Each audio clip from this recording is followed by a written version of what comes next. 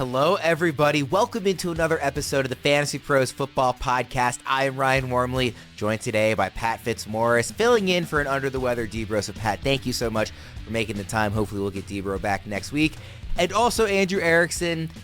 Erickson, it is here. The NFL season has arrived. We are talking must-starts and must-sits. We did the must-starts earlier today, so if you missed that episode, please go check it out. We're live on Twitter with the first of these shows every single week, every single Thursday morning, all season long.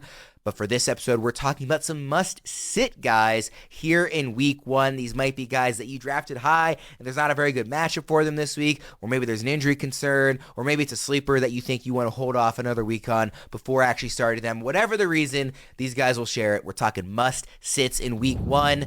And Fitz, we will start with you with the running backs. Dameon Pierce is a must-set. I can't think of a more nightmarish setup for a running back than Pierce has in week one. His Texans are 10-point road underdogs at Baltimore. So Pierce is unlikely to have a run-friendly game script. Houston is going to be without three injured starters on the offensive line. Right tackle Titus Howard, left guard Kenyon Green, and center Juice Scruggs. And the Ravens are just a bad matchup to begin with, having allowed the fifth fewest rushing yards to running backs last season. I love Pierce, but he's such an easy fade for week one. Like, it would be a major accomplishment, I think, if he got to 50 rushing yards in this game. Dalvin Cook, like, he's the second best running back on the Rams. Breece Hall is better. I know Breece Hall is not going to get 20 touches in his first game back from a torn ACL. But it's going to be a committee early in the season, and the Jets' offensive line is bad. So I just, no thanks to Dalvin Cook in week one. And I'm going to cheat here, Ryan, just all of the Colts. So I'm actually giving you 5 running backs instead of 3. I was a little bit interested in speculating in this backfield in week one because of how run-heavy the Colts are likely to be with Anthony Richardson at quarterback. But now, with Zach Moss coming back most likely from a broken arm when he was initially not expected to, a 3-headed backfield instead of a 2-headed backfield now with Moss, Deion Jackson, Evan Hall, just too messy to get into. Yeah, I think that's totally fair. I will allow you to cheat here with that Colts selection. On Pierce, you know, I obviously, again, I am a Ravens fan, as everybody knows. I've never been more excited about the offense than I am this year. I do wonder what the defense is going to look like. I also am a very big CJ Stroud believer. Now, it's first game. It's on the road. It's a team that is very good at home and is very good historically against rookie quarterbacks, so that you would think would kind of knock down the entire offense.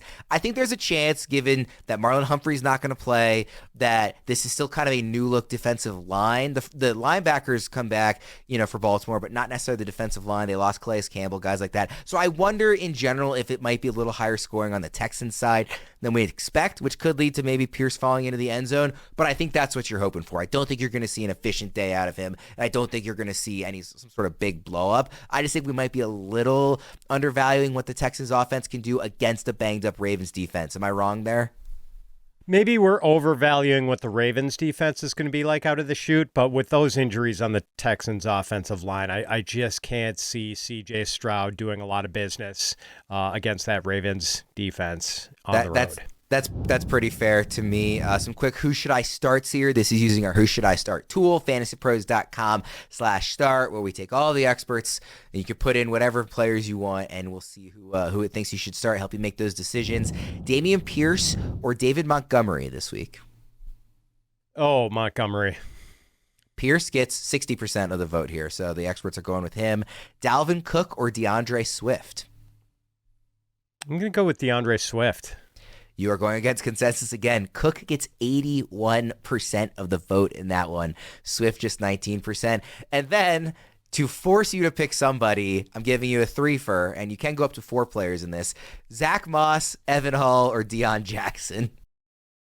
Oh, man. I'm going to say, with Moss coming off the injury, Deion Jackson, who would have been the starter for sure had Moss not played, might still be, but I think it's going to be Deion. So Deion does get by far the overwhelming vote, 87%. Evan Hall, 10%. Zach Moss, 3% there. Quickly, Erickson, Pierce, Cook, or any Colt. Are you starting any of those guys in your leagues? No. Probably Dalvin Cook would be the only guy I would consider starting, but he would be an RB3 and a flex play that doesn't really come with a lot of upside, more of just like a floor play. Let's stick with you, Erickson, here for your must-sit running backs. So sticking with the Jets running back theme, I'm going to be sitting Breece Hall. Again, I don't think that either Jets running back is particularly a great play this week. Again, if it's going to be a committee, they're going to be splitting snaps 50-50. I don't think the Bills matchup is so horrible that you couldn't roll one of them out, but I think that if I had to bet on one guy being more productive or just seeing more usage, I'd bet on probably Dalvin Cook. They brought him in for a reason to kind of slow play Breece Hall coming back. Like, you don't need to be a hero week one with some of the players you have on your team. Like, don't think, okay, you probably drafted Breece Hall because of what he's going to do in the second half of the year. So remember that, and don't be so, I got to start him now in week one. I got to show that I was right about being bullish on Breece Hall. It's like, no, like, take a step back. If you have alternatives, play a guy that's set up better, like a Jamal Williams, like a player that is set up to be the bell cow in their backfield, even if you drafted them after a guy like Breece Hall. So Breece Hall, for me, I'm going to be sitting down. DeAndre Swift.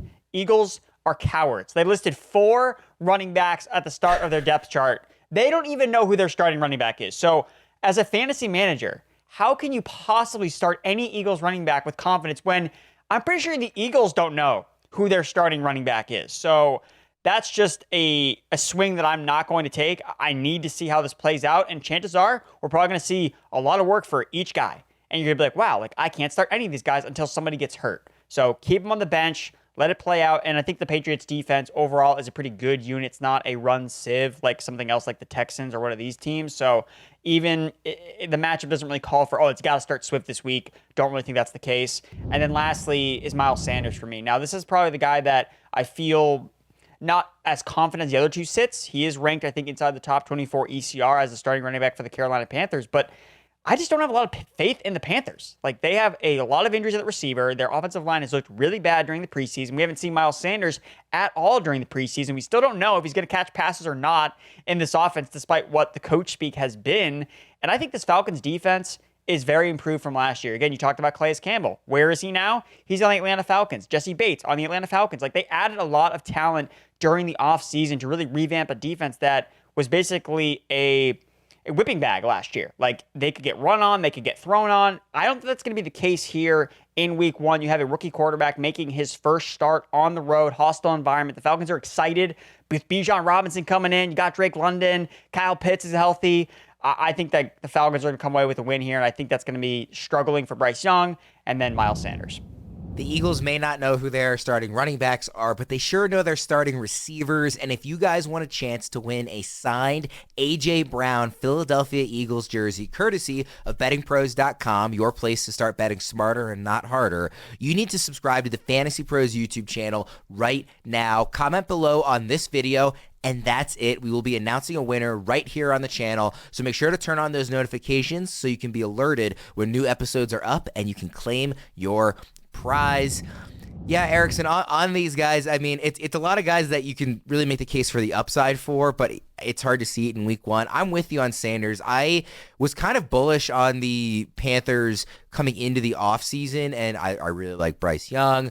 I really like the coaching upgrades they made. I thought the receiving core is like uninspiring, but it's not actually abysmal. There's no stars or anything, but like Adam Thielen kind of knows what he's doing. DJ Chark kind of knows what he's doing. They just look so bad all August. Like, I think the floor is a lot lower than I kind of anticipated getting into the preseason. So I'm with you on Sanders. Fitz, just quickly, Breece Hall, DeAndre Swift, Miles Sanders. Do any of these guys interest you this week? Yeah, I mean, like, I'm going to be starting, I think, Sanders and Breece Hall in leagues where I went 0 RB and, kind of have no other choice. But for the most part, you sound thrilled about it. Yeah, I'm not super excited, if we're being honest. All right, Eric, so let's do a couple of who should I starts here. Breece Hall or Antonio Gibson? Ooh, that one's interesting because I don't really love the Gibson matchup this week as much, but I think Gibson is healthier and he's still an explosive running back, so I'm going to go with AJ. Breece Hall gets 73% of that vote in the Who Should I Anchor Start biases. Anchor bias. Well, I just love that you guys are going against the consensus. I think that makes for a more interesting conversation here, so I appreciate you guys doing that. How about DeAndre Swift or Samaje Perine? I think for this one, I would probably go with Swift. I think that if we both see them have limited touches, I just know Swift is the more explosive running back in space, and I think that he could probably do more and create more on a limited workload than a guy like Pete Ryan, who I think needs a little bit more volume. It's essentially a coin flip. Swift gets 51% of the vote, so just barely you're in line with consensus. And then Miles Sanders or Alexander Mattison, and I will warn you, this is another coin flip. Yeah, see, the thing is, like, I don't like either guy, but I would probably lean on the Madison side. Just looking at the implied team totals, you talked about the Texans with Dameon Pierce. The only team that has more, or the only teams that have less in that bottom 3 implied team totals, it's the Cardinals, the Texans, and the Carolina Panthers. Like, we're not viewing the Miles Sanders matchup like the Dameon Pierce matchup, but when you just look at implied team totals, Vegas is like, no, like, this matchup is a lot like the Dameon Pierce matchup, and as Fitz just perfectly alluded to, like, that's a matchup that you don't want any part of, and I think that Sanders is going to kind of fall into that bucket as well, even if it's not initially there in the ECR rank. So I'm going to continue to fade Miles Sanders and just go with Alexander Mattison. He plays on the Vikings, who I'm much more confident will at least score points against the Buccaneers. Slight lean from the experts. Madison gets 51% of the vote. Sanders just 49%. Guys, as much as I love the actual fantasy football season, I'm not sure there's anything that tops fantasy football draft night. And there's nothing, I mean nothing in the world more fun than live drafting with your friends. And the best way to kick it up a notch at your live drafts every year is with a case of Miller Lite. I had a few live drafts this August, and every single time the hero of the night was the one who brought the Miller Lite, the 96-calorie beer that tastes like beer and is perfectly brewed for everything summer and fall have to offer. And now that the season is here, the good times continue every game day. You can bet when I'm kicking back on Sunday night after a long day of tweeting about fantasy football, it will be with a Miller Lite in my hand as I unwind with Sunday Night Football. So with a Miller Lite in your hand, summer doesn't just taste great, it tastes like Miller time. To get Miller Lite delivered right to your door, visit MillerLite.com/FantasyPros. That's MillerLite.com/FantasyPros, or you can find it pretty much anywhere that sells beer. Celebrate responsibly. Miller Brewing Company, Milwaukee, Wisconsin. 96 calories and 3.2 carbs per 12 ounces. Fitz, let's move to the wide receivers here. Who are you sitting this week? Marquise Brown. He's got a hamstring injury, a hamstring issue. He might also have a quarterback issue with Joshua Dobbs, just named the starter yesterday. And now I realize that because Cardinals head coach Jonathan Gannon was able to keep the identity of his starting quarterback secret for so long, Washington is going to be totally unprepared for the Josh Dobbs experience. He's probably going to throw for 500 yards, but I'm still sitting Hollywood Brown in that one. Gabe Davis, I think that the Jets defense is the skull and crossbones matchup of the season for opposing passing games. Like, the Jets can put pressure on without blitzing. They've got maybe the best cover man in the league in Sauce Gardner and other good cornerbacks in DJ Reed and Michael Carter, the other Michael Carter. Like, Gabe Davis is big play dependent, and the Jets just aren't going to give up many big plays this year. So don't want to start Gabe Davis on Monday night. And Michael Pittman. Like, I like Pittman. He's good. The poor dude got saddled with dusty Matt Ryan last year, and now he's stuck with a rookie quarterback who completed 53.8% of his passes at Florida last year in his only season as a college starter. Like, I like Anthony Richardson. I think his toolkit is great, but it's going to be not pretty in the passing game early on as he gets acclimated to facing NFL defenses. So I don't want to play Pittman at all. I also think the Colts are going to be really run heavy to help sort of protect Anthony Richardson and move him in, as the Eagles were 2 years ago in Jalen Hurts' first season as a starter with Shane Steichen calling the plays for Philly that year. I could not be more in lockstep with you on Michael Pittman. I really, really like the talent of Anthony Richardson. I think long-term he has a great future, not just as a fantasy asset given the legs, but as an NFL quarterback. I really believe in him, and I love him this year as a fantasy quarterback given those legs. But I do not trust any receiver in that offense, especially in his first game going up against what I think should be an improved defense this year. On Gabe Davis, you don't expect to see Sauce Gardner on him? He would be on Diggs, or do you think it'll kind of just be like the secondary as a whole will be pretty locked down? I don't know if it's going to be a shadow situation at all. So I think it's possible Gabe sees all of those guys and sees some of Sauce Gardner. Yeah. Erickson, Marquise Brown, Gabe Davis, Michael Pittman. How are you feeling about those three?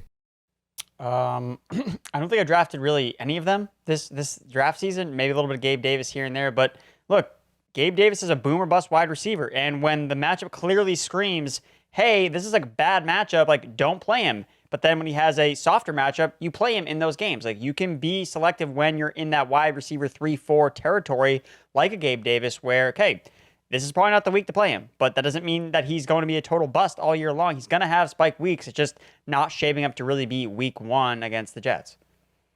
Fitz, Marquise Brown or Christian Kirk this week? Christian Kirk. Yep, consensus has Kirk 85%, so you're in line there. Gabe Davis or George Pickens? George Pickens. Pickens also the consensus favorite, 73%. Davis just getting 27%. And then Michael Pittman or Marquise Brown, two of the guys you don't like. Oh, man. I guess like if he's healthy enough to go, I'd go with Hollywood Brown. That you are going against consensus. Pittman gets 78% there. People are just not trusting the Cardinals in any capacity. Erickson, give me your 3 must-sit receivers. Yep, I'm going to start with a rookie receiver that I don't think is going to have a big role in week 1. That's Quentin Johnston for the Los Angeles Chargers. Kind of had an up and down training camp, which kind of aligns with his prospect profile. Kind of this boomer bust guy, really high highs, but some really low lows. And I just think that don't expect a lot from him in week 1. Don't know what his role is. I'm not confident. We have reports saying that he's behind Joshua Palmer on the depth chart for week 1. Now, that's not going to necessarily be the case all year long. So this isn't okay, Johnson's going to be a bust all year. But for week 1, just leave him on the bench. Let's see how things kind of play out here with this Chargers offense with a lot of the playmakers all healthy. The next guy for me is Jerry Jeudy. Still don't know what his exact availability will be for the Broncos, but I'm still shying away from a guy who's just carted off the field with a hamstring injury. Like, Jerry Jeudy's dealt with a lot of lower body injuries since entering the NFL. He's not really shown that he can play as effectively through injuries. So even if he's active, just leave him on the bench. I want to make sure that he's fully healthy before I start him in any lineup. And then lastly, somewhat similar to Jerry Jeudy, is Rashod Bateman. Look, Bateman could be the number 1 receiver on the Ravens. He could also be the number 4 option in the passing game. So yes, I do like the matchup overall against the Texans to score points, but I will also say the Texans have some underrated defensive backs. Derek Stingley was a former first-round pick that they have in the secondary. They have a really strong nickel cornerback, a couple safeties that brought over from the 49ers with D'Amico Ryans coming over. So they were about average in terms of EPA allowed per dropback last season in their secondary. Again, we talked about how bad their run defense is.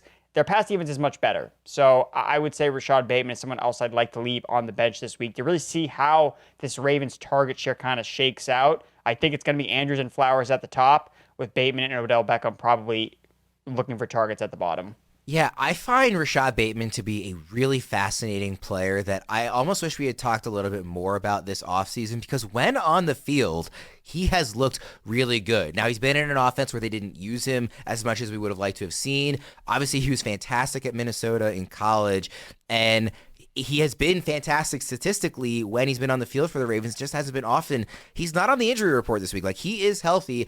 I think that the percentage chance that he ends up wide receiver 1 for the Ravens this year isn't that high, but I think it's a lot higher than maybe he was given credit for this offseason. This is an offense we're really excited about, with an MVP level quarterback, with a new offensive coordinator, and he might be wide receiver 1 in that offense, and he was going like well into the hundreds, in pretty much every draft. I'm with you, and then I kind of want to see how it pans out maybe before I'm starting him with confidence. I actually want to ask you, as one of these start sits though, Rashod Bateman or Odell Beckham Jr. or Zay Flowers? It sounds like Flowers is number 1. So out of Rashod and Odell, who would you rather start? So it's actually Odell for me, and it's not because I think that he's, the better player. I usually always try to bet on youth over a guy that's much older coming off, torn ACLs. But I would say Beckham because I think that he probably has the best chance of catching a touchdown. Beckham, when he was with the Rams, that's kind of what his calling card was, as this red zone savant, where he's not really making splash plays downfield. Ken Bateman, when he was productive last year, it was because he was making big plays. Like, he making explosive plays down the field. So when they get into the red zone, I think that's where Beckham is probably going to take advantage based on his veteran savviness as a route runner. So I could see him catching a touchdown, which I think would ultimately put him ahead in my rankings inside of Rashod Bateman, because I think they'll probably see similar target volume overall. Bateman's getting 61% of the vote, Odell 39%. So it is kind of lopsided towards Bateman, but I'm kind of with you. I think if they're looking for somebody in the red zone, it'll be Odell. Lamar is like an Odell fan. He grew up watching Odell when he was in high school. I think he really likes the idea of kind of like getting to play with Odell and targeting him for a touchdown. I think kind of excites Lamar based on what I can tell from the press conferences. I'm not going to ask you about Jerry Jeudy just because it's injury based on that one. But then the other starts sit Quentin Johnston or Darnell Mooney this week. Yeah, I think I'd still probably just go with Darnell Mooney. I feel more confident about his role in the offense, and there's not a chance. There's potential chance where if you see Jair Alexander, he's covering DJ Moore, more of the plays. Maybe that opens things up a little bit for Darnell Mooney. Now, in most cases, I'm not starting either guy, either Mooney or Quentin Johnston, but I think I'm more confident in Mooney's role as a full-time player in that Bears offense, and he could see some favorable looks if Alexander is, falling around DJ Moore.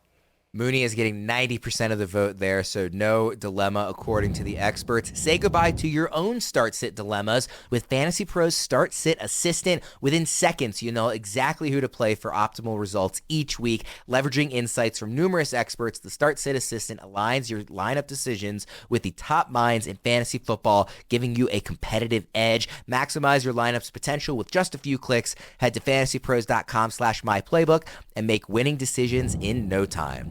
Guys, we're going to go to the section where we kind of throw all the onesie positions together. We're going to do a must-sit quarterback, a must-sit tight end, and a must-sit defense here. Fitz, starting for you for all three.